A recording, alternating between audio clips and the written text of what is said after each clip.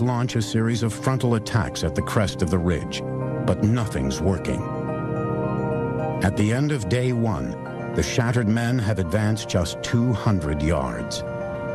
The deadly ridges remain under Japanese control. At dusk, they consolidate their positions in the north. In the south, the Americans prepare to repel a major Japanese counterattack. The Japanese figured Marine front lines had to be rather sparsely held, which they were. And so the Japanese figured if we can push through now, maybe push them off, we can disrupt the American landings and then take care of the northern beachhead as well. W-Day, 11:30 p.m. The young Marines and GIs that have struggled ashore on the first day of this battle steel themselves for the fight of their lives.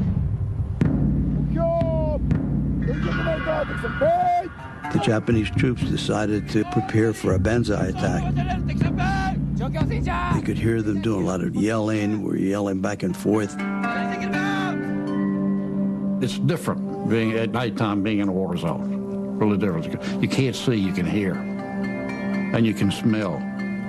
And they were as acute to the way we smelled as we were to the way they smelled. We knew when they were near, you could smell them.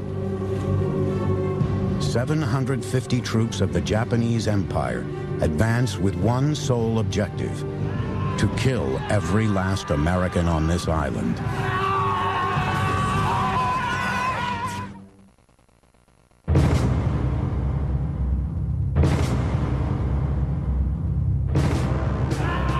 The Battle of Guam, Day 1. U.S. troops face a fierce counterattack from 750 Japanese. Their aim, to destroy the Americans' fragile foothold on this Pacific island. There was a lot of shooting, flares, grenades, people yelling. And there were so many of them, and they were so close that even with our machine guns and so forth, we couldn't get them all. The Japanese troops blast through the Marine front lines. As I was laying back down, one of the Japanese soldiers stood over me, and I just froze. And he looked at me for 8, maybe 10 seconds. And I don't know whether he thought I was dead. For some reason, and ran right past me. I will never know why he let me go. I must have aged about 20 years that night. The attack is fought off in a series of chaotic hand-to-hand encounters. Next thing I knew, I was on the ground. It was an Imperial Japanese soldier. And I grabbed my entrenching tool, and I just took a wild swing and then severed his spine. He went down like a ton of bricks. The onslaught is repelled.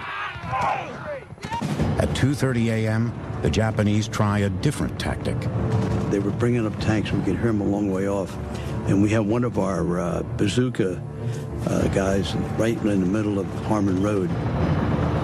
The 4 advancing tanks have to be stopped by this young bazooka operator. If he doesn't do his job, the tanks will pulverize his buddies. And as the Japanese tanks were advancing, he knocked out 2 of them before he was shot and killed. But by that time, our Sherman tanks had come up, and they wiped out the rest of the Japanese tanks. With the armored counterattack halted in its tracks, the southern beaches remain secure. Aerial photographs reveal that the Americans have landed to the south and north of the Orote Peninsula. Now, these 2 separate forces will have to advance through heavily defended enemy territory to link up and cut off this tactically vital headland.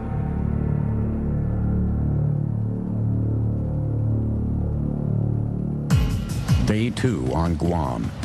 In the north, heavy fire from well-defended ridges traps U.S. troops on their beachhead. These steep inclines have to be taken. It was just a fight for every yard. Every foot became a struggle to the death almost. And so there had been some ghastly numbers of dead on both sides. Hidden guns wreak havoc as the Marines crawl up the slopes. They had a lot of pillboxes built into the hillside. but there would be a lot of individual holes, and then they could rise up and shoot at you and duck back down. You didn't know where they went. You didn't know where the thing came from. The Americans let the lead fly from fearsome 81mm mortars. They rained them down on those, and when I went up there, one of the saddest things I ever saw, there was one Japanese officer, his leg was cut off. It must have been red-hot fragment. Was this the same? It had been cut by a razor and cauterized.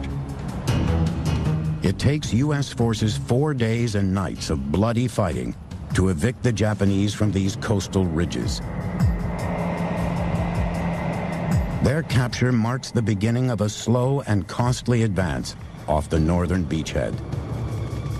On day 5, a Marine patrol from the north battles through to link up with the southern landing force. The audacious tactical gamble appears to have paid off.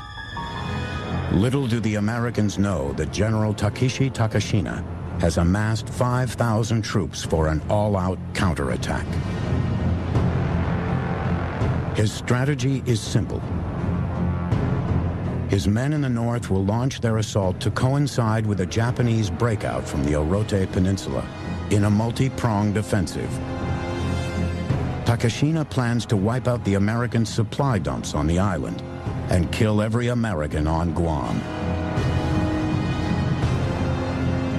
First, his men will have to surprise American troops already on high alert. You just didn't dare go to sleep. And you had two-man hole, and one guy's supposed to stay awake and the other guy takes a nap. But with the way the Japanese were doing, you hardly dared anybody to go to sleep. The suspense is worse than the fighting. Waiting to meet your enemy. They would lay out there and they would yell, "Die, Marine!" and that type of thing. It just drive you crazy. You didn't know where it was coming from. You couldn't shoot at it, couldn't find it. In the south, the Japanese prepare to stage one of the most extraordinary performances of the entire Pacific War. The Orote Peninsula is the central liquor storehouse for all the Japanese forces in the area. The men trapped here drink sake and scotch to build their courage to charge the American lines. They would sit over and drink that sake until they got ossified, and then they would have charged a bull elephant. Didn't make any difference to them. Our guys could hear them. They were laughing and joking, drinking sake. Later, I read that they were crying, tearing up the pictures of their families, because they knew it was the bitter end. At just after midnight, the frenzied liquor-fueled banzai charge begins. That had to have been quite a shocking thing for Marines to see. Not only ferocious fighters, but some who were almost animalistic because of what they had imbibed. Despite becoming hand-to-hand combat, the American skirmish line holds. It was not a good position to be in. It was very, very, very scary. But I never saw anybody break and run. You never let your buddies down. So one of your main things is to make sure that you did your duty, and everybody thought that way. During the onslaught, artillery is called in to decimate the banzai charge. In 3 hours, they fire over 26,000 rounds. The assault in the south falls apart. Meanwhile, in the north, the main Japanese drive hits Marine lines stretched to the limits. In one of the most heroic actions of the Pacific War, even the walking wounded have to fight if the Americans are to win the bloody Battle of Guam.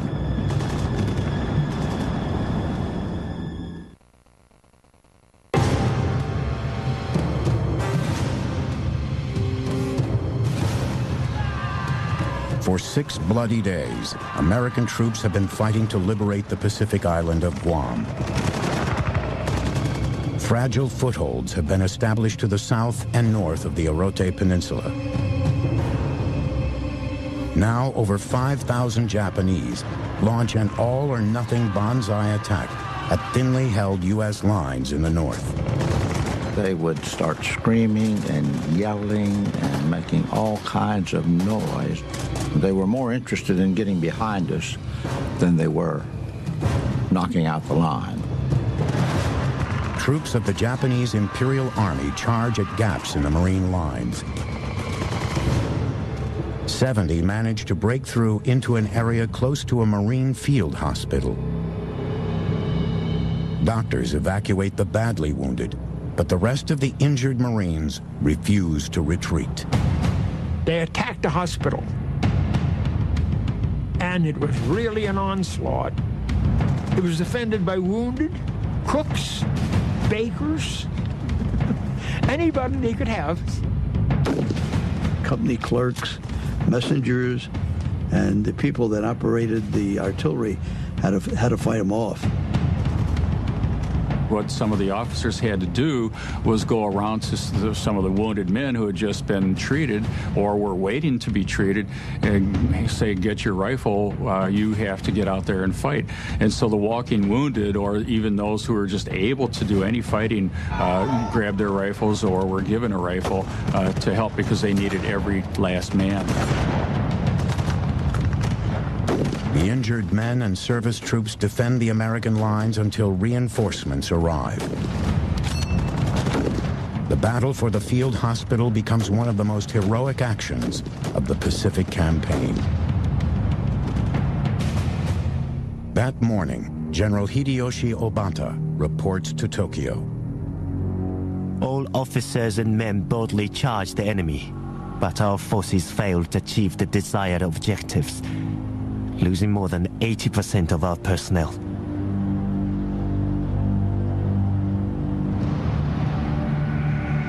In the morning, 3,500 Japanese bodies litter the island, many the victims of artillery fire.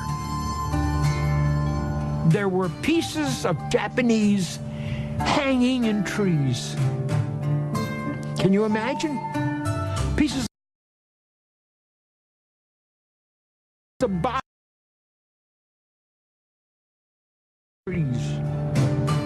First thing you did was thank God for bringing you through the night.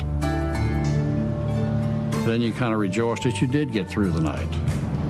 You weren't one of the bodies laying out there bleeding or with an arm cut off or whatever. This Japanese defeat would be a turning point.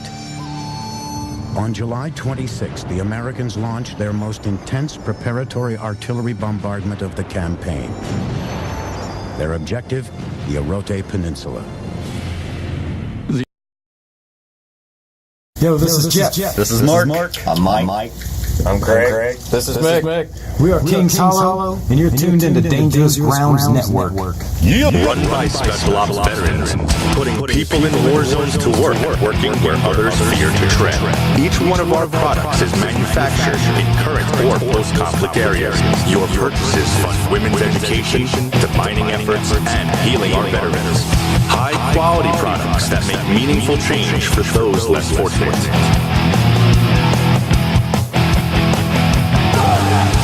What America will be for the world moving forward. This is Sam from Madison Rising, and you're listening to Dangerous Grounds Network. Branded Warriors Inc., the original tattoo therapy program in America. Big Country and his band of warriors will take care of all America's heroes, with one drop of ink at a time. Go to bwitattoos.org to fill out your application and send it to bwitattoos@yahoo.com. Then the power of the ink and BWI will heal your mind. Black Rose Tattoo Shop. Veteran Rand and Branded Warriors preferred tattoo shop. BlackRoseTattoo.com. All your tattoo needs. This is Rio of Madison Rising, and you're listening to Dangerous Grounds Network. Hey, you want a freedom boner or what? Listen now. What's up? This is AJ from Madison Rising, and you're listening to Dangerous Grounds Network. And we're going to put a little bit of freedom all up in you. The Orote Peninsula had two